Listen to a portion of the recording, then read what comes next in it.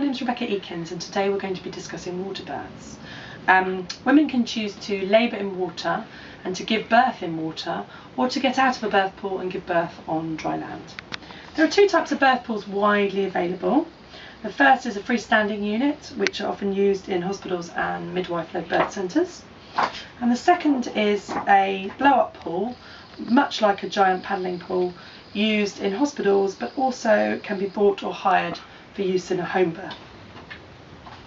Just pass those around so you can have a look at those. Okay, so what I'd like to do is for you to have a look at the photos I brought with me today and just to choose one that resonates with you or one that you'd like to know a bit more about, and we'll use this as the basis for our discussion.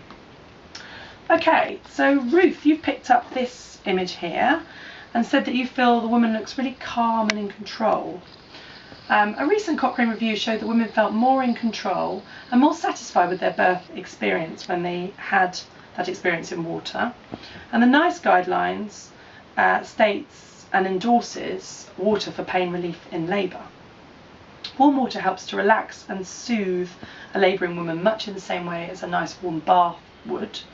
It helps women to produce more oxytocin, which can actually speed up labour. More endorphins are produced as well, which is the body's natural pain relief, and this may mean that other pain relief sources are not required. Thank you. Just thinking again about this picture, what does anyone else notice about this image? Yes, thank you, James. So in this image you can see that the woman is actually naturally in an upright, forward and open position, and it's almost impossible in a water birth to not be in an upright, forward and open position. And partners can be really involved too by massage and breathing, and this can help to allow the labouring woman to produce more oxytocin, thus speeding labour up again.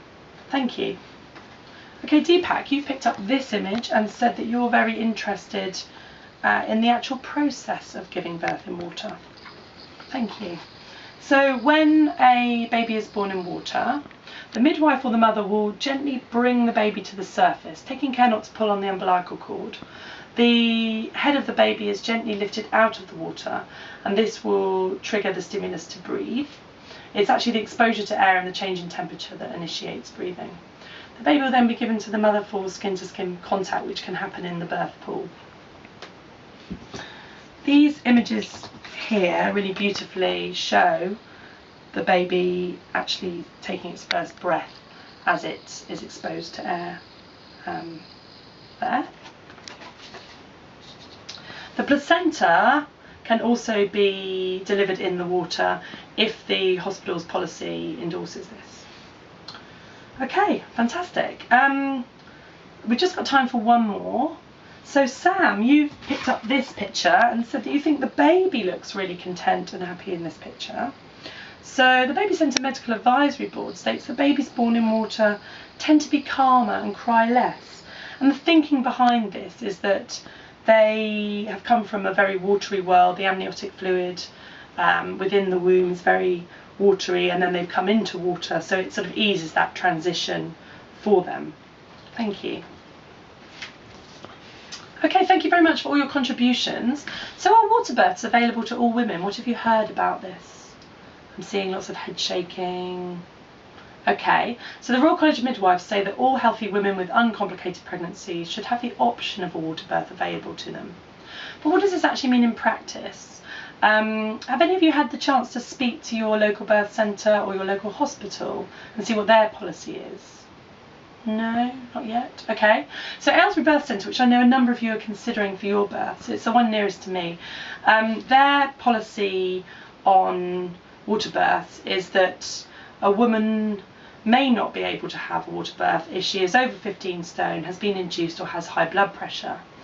Also, if a woman is actually having a water birth and then starts to feel faint, the baby takes its first poo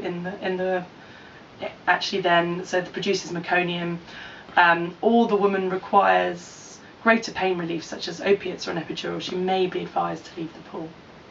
Okay, I hope that this information has been useful and helped you to make a decision about water births. What I'd like to do is to read a water birth experience to you. I finally got in, It was absolute bliss. The contractions became more bearable. The warm water was deep enough so I was submerged, and I waited until I felt the urge to push. I had dim lights and the midwife spoke quietly. My mother and husband sat by the poolside and gave me lots of encouragement. My baby girl glided out, eyes wide open, and swam to the top of the water where I caught her. The water birth was amazing and calming. Thank you.